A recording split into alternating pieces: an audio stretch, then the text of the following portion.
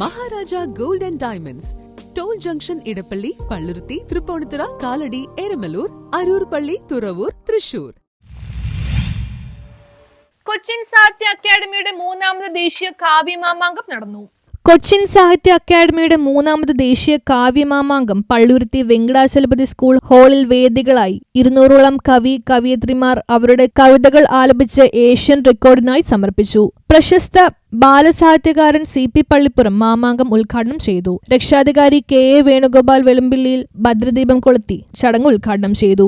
കവിയും CSA academy president PS Vipin Palluruthy അധ്യക്ഷത വഹിച്ച ചടങ്ങിൽ അഡ്വക്കേറ്റ് DB ബിനു മുഖ്യപ്രഭാഷണം നടത്തി.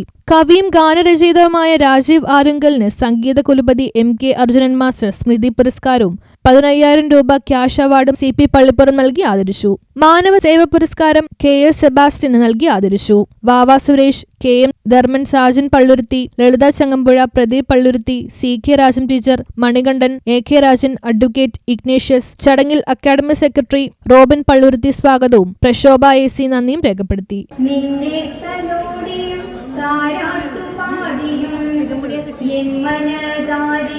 ഞാൻ അറിയാതെ നാം വിട്ട മുകുളമാങ്കവിടയെ വിരിച്ചുണർത്തിനി ജീവിത പന്താവിൽ സുഷുപ്തിയിലാണ്ടയൻ മോഹങ്ങളെയെല്ലാം ചുംബിച്ചുണർത്തി.